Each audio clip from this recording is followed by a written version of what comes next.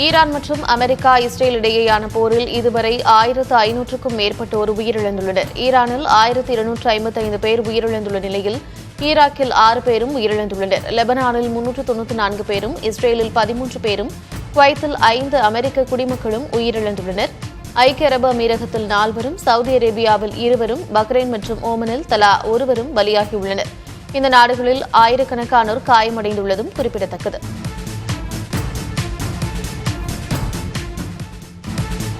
இந்தியாவின் ஆயுத இறக்குமதி முன்பை விட சற்றே குறைந்திருக்கிறது. இந்த தரவுகள் ஸ்டாக்ஹோம் அமைதி ஆராய்ச்சி மையத்தின் வருடாந்திர அறிக்கையில் தெரிவிக்கப்பட்டுள்ளது. மேக் இன் இந்தியா திட்டத்தின் கீழ் உள்நாட்டு ஆயுத உற்பத்தியை அதிகரித்ததை இறக்குமதி அளவு குறைய காரணம் என்று கூறப்பட்டிருக்கிறது. எனினும் உலகளவில் ஆயுதங்களை அதிகளவு வாங்குவதில் இந்தியா தொடர்ந்து 2வது இடத்தில் நீடிக்கிறது. ரஷ்யாவிடமிருந்து ஆயுதங்கள் வாங்குவதை இந்தியா குறைத்துக் கொண்டுள்ளதாகவும், எனினும் பிரான்ஸ், இஸ்ரேலிலிருந்து அதிகளவில் ஆயுதங்கள் வாங்குவதாகவும் அந்த அறிக்கை கூறுகிறது.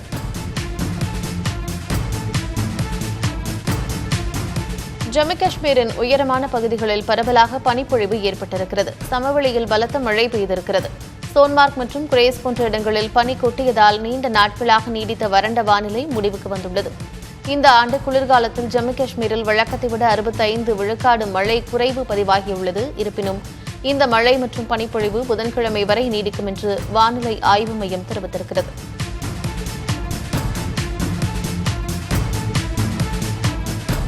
இலங்கையில் பெட்ரோல், டீசல் விலை லிட்டருக்கு தலா 22 ரூபாய் உயர்த்தப்பட்டுள்ளது. இது இந்திய பண மதிப்பில் சுமார் 6 ரூபாய் 50 காசு ஆகும்.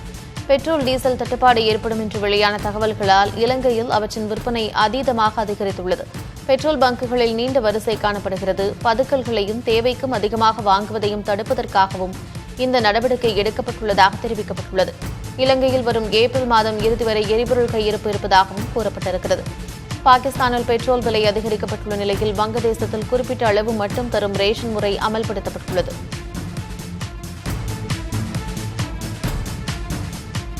சிங்கப்பூரில் இருந்து தனது முதல் பயணத்தை தொடங்குகிறது டிஸ்னியின் பிரம்மாண்ட டிஸ்னி அட்வென்ச்சர் கப்பல். 6700 பயணிகள் பயணிக்கும் வசதி கொண்ட இந்த சொகுசு கப்பல் மார்ச் 10ஆம் தேதி மெரினா பே முனையத்திலிருந்து புறப்படுகிறது. 7 மண்டலங்களை கொண்ட இந்த கப்பலில் கடலில் அமைக்கப்பட்ட முதல் ரோலர் கோஸ்டர் மார்வல் லேண்டிங் மற்றும் இமேஜினேஷன் கார்டன் போன்றவை கவனத்தை ஈர்க்கும் விஷயங்களாகும். 4 நாட்கள் பயணிக்கும் இந்த சொகுசு கப்பல் ஆசிய சுற்றுலா பயணிகளுக்கு புத்தம் புதிய அனுபவத்தை வழங்கும் என்று எதிர்பார்க்கப்படுகிறது.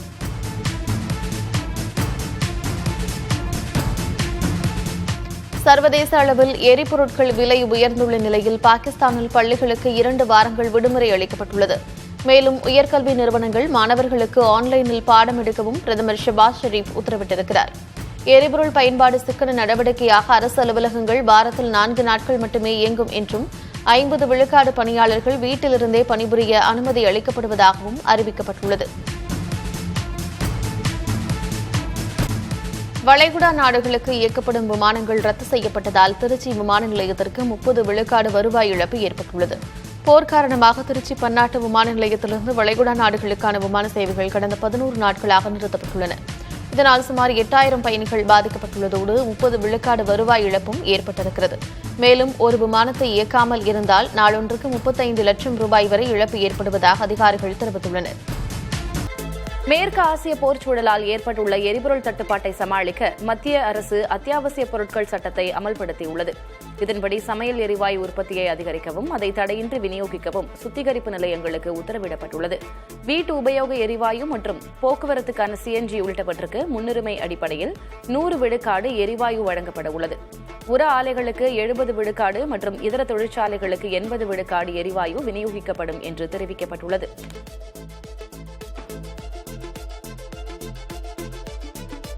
வணிக சிலிண்டர் தட்டுப்பாட்டு புகார்கள் குறித்து ஆராய 3 பேர் கொண்ட குழுவை பெட்ரோலிய அமைச்சகம் அமைத்துள்ளது. 3 பொதுத்துறை எண்ணெய் நிறுவன செயல் அதிகாரிகளை கொண்ட இக்குழு வணிக சிலிண்டர் தட்டுப்பாட்டு புகார் மற்றும் அவற்றின் விநியோகத்தில் உள்ள பிரச்சினைகள் குறித்து ஆராய்ந்து அதை சரி செய்ய நடவடிக்கை எடுக்கும். மும்பை, பெங்களூரு உள்ளிட்ட பல்வேறு நகரங்களிலும் வணிக சிலிண்டர் தட்டுப்பாடு புகார் உள்ள நிலையில் இந்த நடவடிக்கை எடுக்கப்பட்டுள்ளது.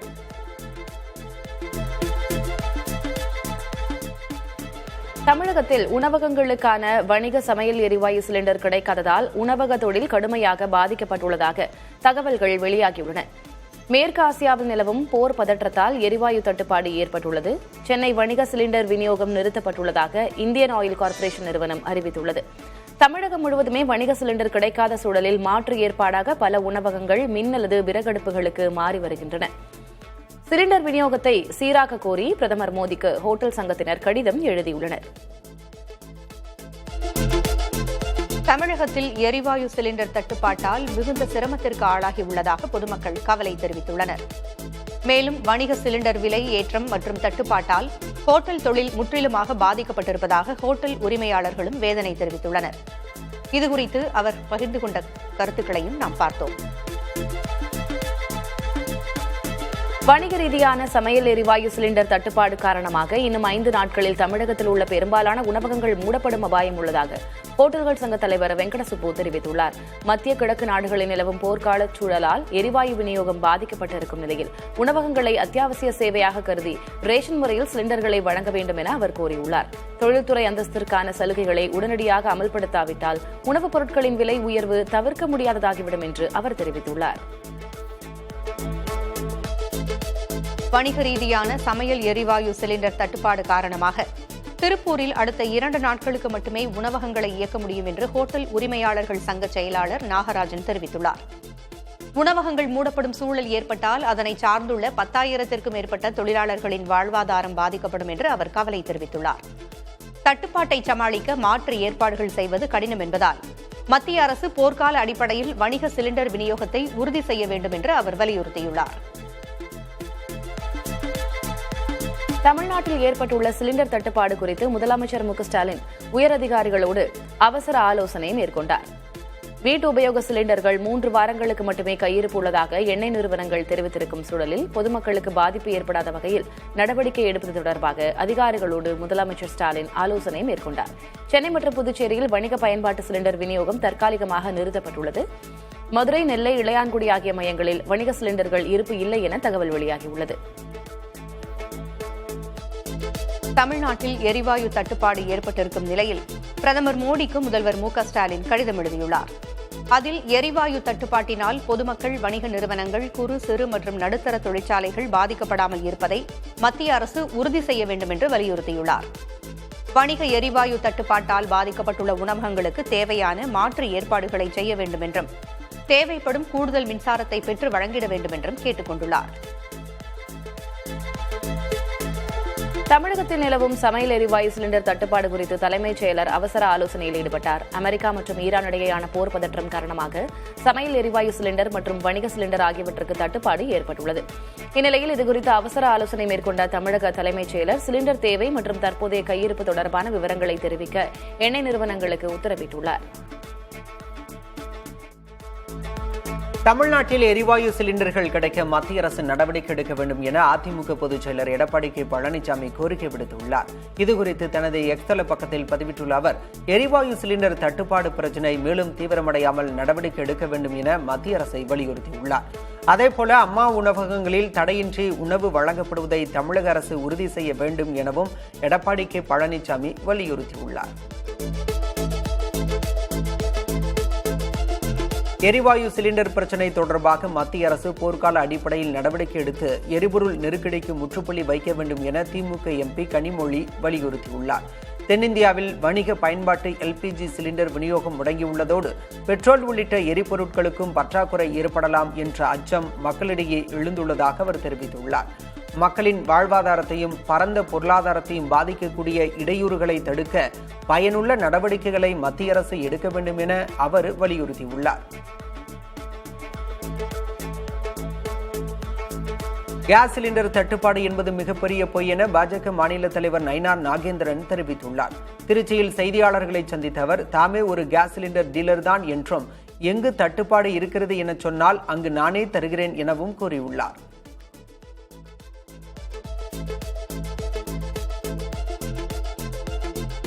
திருச்சிக்கு வரும் பிரதமர் மோடி சுமார் 5,650 கோடி ரூபாய் மதிப்பிலான புதிய மேம்பாட்டு திட்டங்களை தொடங்கி வைத்து அடிக்கல் நாட்டுகிறார்.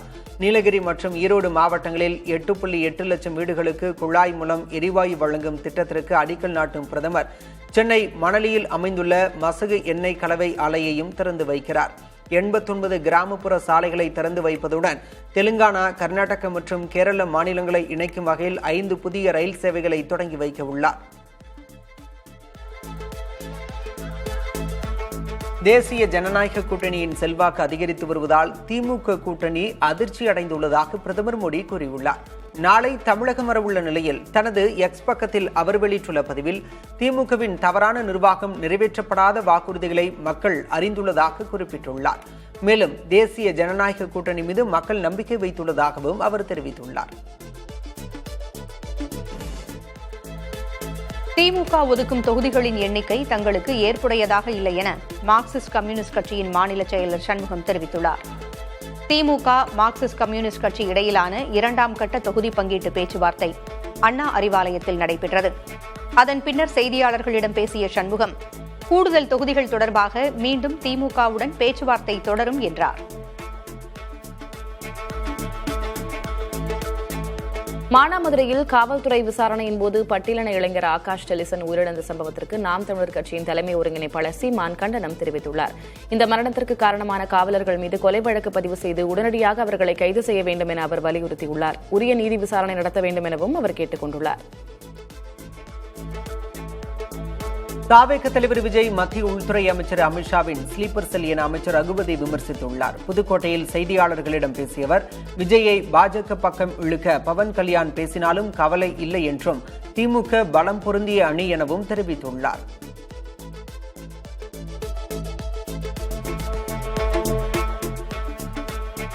தமிழக வெற்றிக் கழகம் சார்பில் தேர்தலில் போட்டியிட விருப்ப மனுக்களை தாக்கல் செய்தோரிடம் கட்சியின் தலைவர் விஜய் நேர்காணலை தொடங்கியுள்ளார். தாவிக சார்பில் 234 தொகுதிகளிலும் போட்டியிடுவதற்காக விருப்ப மனுக்கள் பெறப்பட்டன. 4000க்கும் மேற்பட்டோர் விருப்ப மனுக்களை தாக்கல் செய்த நிலையில் முதல் கட்டமாக தேர்வு செய்யப்பட்டோரிடம் சென்னை பனையூரில் உள்ள தாவிக அலுவலகத்தில் விஜய் நேர்காணல் நடத்தினார்.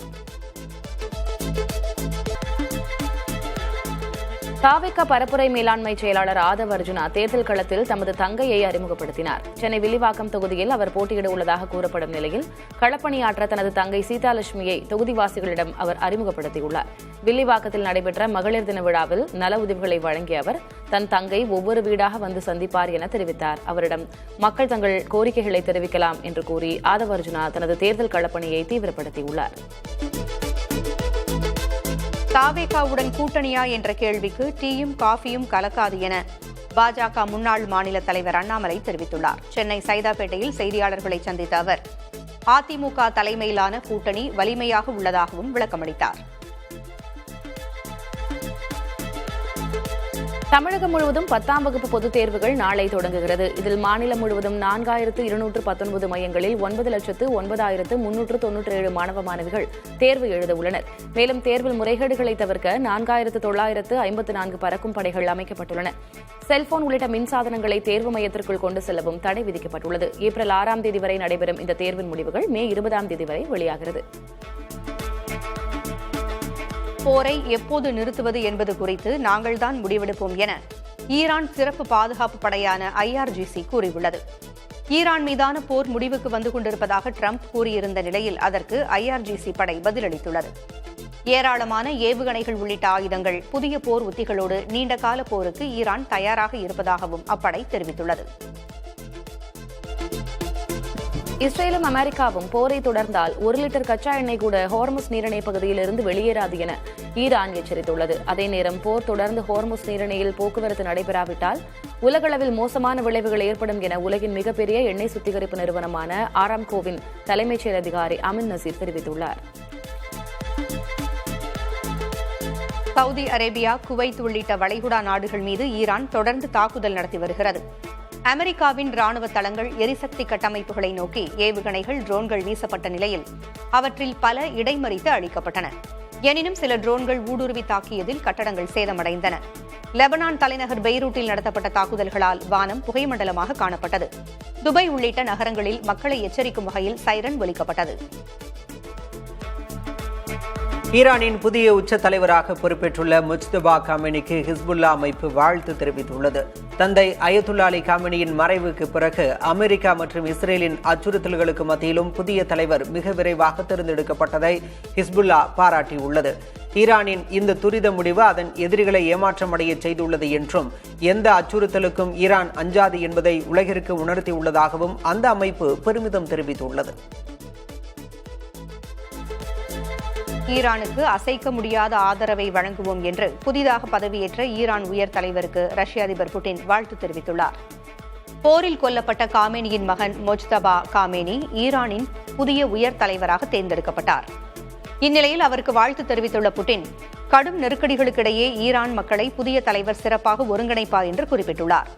மேலும் ஈரானின் நம்பகமான கூட்டாளியாக ரஷ்யா தொடரும் என்றும் அதிபர் புட்டின் உறுதியளித்துள்ளார். ஈரானுடனான போர் மிக விரைவில் முடிவடையும் என அமெரிக்க அதிபர் டொனால்டு ட்ரம்ப் தெரிவித்துள்ளார். புளோரிடா மாகாணத்தில் செய்தியாளர்களிடம் பேசிய ட்ரம்ப் பிப்ரவரி 28 அன்று ஈரானின் உயர் தலைவர் அயத்துல்லா காமேனி கொல்லப்பட்டதிலிருந்து அமெரிக்காவும் இஸ்ரேலும் ஈரானில் சுமார் 5000 இலக்குகளை தாக்கியுள்ளதாக ட்ரம்ப் கூறினார். இருப்பினும் எதிரிகளை முழுமையாக தோற்கடிக்கும் வரை தாக்குதல் தொடரும் என திட்டவட்டமாக கூறினார். மேலும் ஈரான் மிக நீண்ட காலத்திற்கு அணு ஆயுதங்களை உருவாக்க முடியாது என்பதை உறுதி செய்ய விரும்புவதாகவும் ட்ரம்ப் தெரிவித்தார். ஈரான் மீதான போர் தீவிரமடைந்திருக்கும் நிலையில் ஹோர்முஸ் நீரிணையை அமெரிக்காவின் கட்டுப்பாட்டில் எடுப்பது குறித்து பரிசீலித்து வருவதாக அமெரிக்க அதிபர் டொனால்டு ட்ரம்ப் தெரிவித்துள்ளார். ஹோர்முஸ் நீரிணையில் எண்ணெய் போக்குவரத்தை ஈரான் தடுத்தால் அந்த நாடு இதுவரை சந்தித்ததை விட 20 மடங்கு கடுமையான தாக்குதலை அமெரிக்கா நடத்தும் என்று அவர் எச்சரித்தார். ஈரான் மீண்டும் ஒரு தேசமாக உருவாக முடியாத அளவிற்கு அதன் கட்டமைப்புகள் அழிக்கப்படும் என்றும் ட்ரம்ப் குறிப்பிட்டார். 30 நாட்கள் ரஷ்யாவிடமிருந்து எண்ணெய் வாங்கிக் கொள்ள இந்தியாவுக்கு அனுமதி அளிக்கப்பட்டுள்ளது தற்காலிக நடவடிக்கை மட்டுமே என அமெரிக்க எரிசக்தித்துறை செயலர் கிறிஸ் ரைட் தெரிவித்துள்ளார். அமெரிக்கா, இஸ்ரேல் மற்றும் ஈரான் இடையிலான போர்ச்சூழல் காரணமாக மேற்காசிய நாடுகளின் எண்ணெய் வர்த்தகம் பாதிக்கப்பட்டுள்ளது. இதை கருத்தில் கொண்டு ரஷ்யாவிடமிருந்து எண்ணெய் வாங்கிக் கொள்ள தற்காலிக அனுமதி அளிக்கப்பட்டுள்ளதாக ரைட் கூறினார். உக்ரைன் மீதான போரை நிறுத்தும் வரை ரஷ்யாவிடமிருந்து எந்த நாடும் எண்ணெய் வாங்கக்கூடாது என்ற அமெரிக்காவின் கொள்கை முடிவில் மாற்றமில்லை என்றும் அவர் கூறினார்.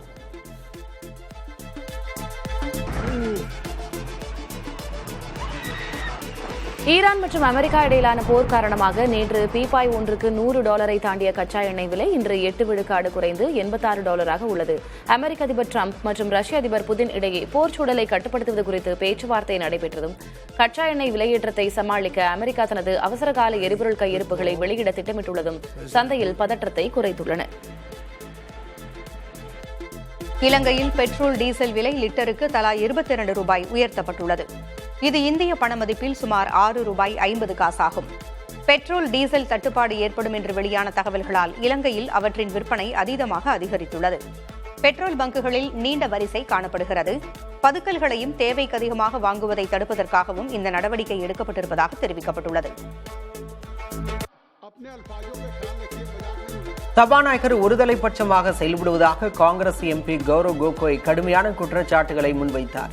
மக்களவை சபாநாயகர் ஓம் பிர்லாவை பதவியிலிருந்து நீக்க கோரும் தீர்மானத்தின் மீது பேசிய அவர், எதிர்க்கட்சித் தலைவர் ராகுல் காந்தி மற்றும் சசி தரூர் ஆகியோரின் உரையின் போது மைக் அணைக்கப்பட்டதாகவும் ராகுல் காந்தியின் உரை 20 முறைக்கு மேல் தடுக்கப்பட்டதாகவும் சாடினார்.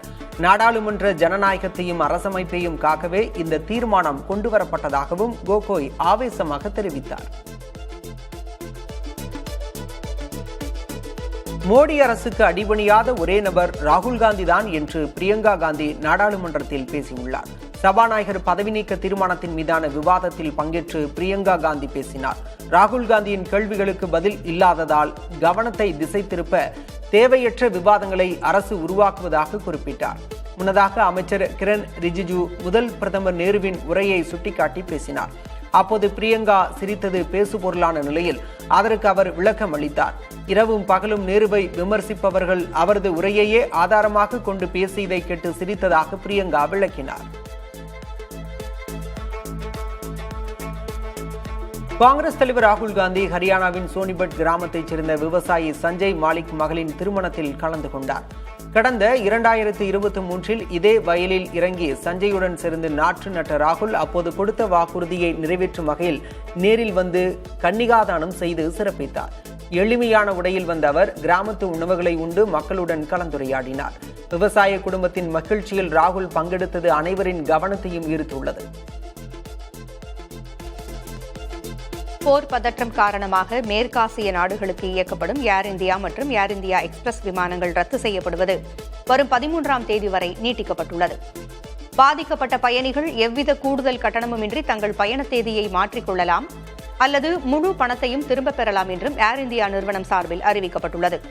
இதுகுறித்த கூடுதல் விவரங்களை ஏர் இந்தியா இணையதளம் அல்லது பிரத்யேக வாட்ஸ்அப் உதவி எண் மூலம் அறிந்து கொள்ளலாம். வளைகுடா நாடுகளுக்கு இயக்கப்படும் விமானங்கள் ரத்து செய்யப்பட்டதால் திருச்சி விமான நிலையத்திற்கு 30 விழுக்காடு வருவாய் இழப்பு ஏற்பட்டுள்ளது. போர் காரணமாக திருச்சி பன்னாட்டு விமான நிலையத்திலிருந்து வளைகுடா நாடுகளுக்கென விமான சேவைகள் கடந்த 11 நாட்களாக நிறுத்தப்பட்டுள்ளன. இதனால் சுமார் 8000 பயணிகள் பாதிக்கப்பட்டுள்ளதோடு 30 விழுக்காடு வருவாய் இழப்பும் ஏற்பட்டுள்ளது. மேலும் ஒரு விமானத்தை இயக்காமல் இருந்தால் நாள் ஒன்றுக்கு 35 லட்சம் ரூபாய் வரை இழப்பு ஏற்படுவதாக அதிகாரிகள் தெரிவித்துள்ளனர். விழுப்புரம் மாவட்டம் செஞ்சி அருகே ஏம்பலம் பகுதியில் கிமு 3000 காலத்தைச் சேர்ந்த அபூர்வ பாறை ஓவியங்கள் கண்டறியப்பட்டுள்ளன. இயற்கை மூலிகைகளால் வரையப்பட்ட இந்த ஓவியங்களில் கற்கால மனிதர்களின் வேட்டை முறைகள் சித்தரிக்கப்பட்டுள்ளன. மேலும் இதன் அருகே 10ஆம் நூற்றாண்டு சோழர் காலத்தைச் சேர்ந்த எண்ணெய் செக்கு மற்றும் மகாதேவன் என்ற பெயரிலான கல்வெட்டும் கண்டுபிடிக்கப்பட்டுள்ளது. மாநிலங்களவை தேர்தலில் சரத்பவார், ராம்தாஸ் அத்வாலே உள்ளிட்ட 26 வேட்பாளர்கள் போட்டியின்றி தேர்வாகியுள்ளனர். மகாராஷ்டிரா, தமிழ்நாடு, தெலங்கானா உள்ளிட்ட மாநிலங்களில் வேட்பாளர்கள் ஒருமனதாக தேர்ந்தெடுக்கப்பட்டனர். பீகாரின் நீண்டகால முதல்வர் நிதிஷ்குமார் மற்றும் பாஜக தலைவர் நிதின் நவீன் ஆகியோர் மாநிலங்களவைக்கு செல்ல உள்ளனர். பீகார், ஒடிசா மற்றும் ஹரியானாவில் உள்ள 11 இடங்களுக்கு மார்ச் 16 தேர்தல் நடைபெறவுள்ளது. தலைமை தேர்தல் ஆணையர் ஞானேஷ்குமாரை வேனிஷ்குமார் என மேற்கு வங்க முதல்வர் மம்தா பானர்ஜி விமர்சித்துள்ளார். அவரை நினைத்து பரிதாபப்படுவதாகவும் அவரது பதவியை தான் மதிக்கவில்லை என்றும் அவர் தெரிவித்தார்.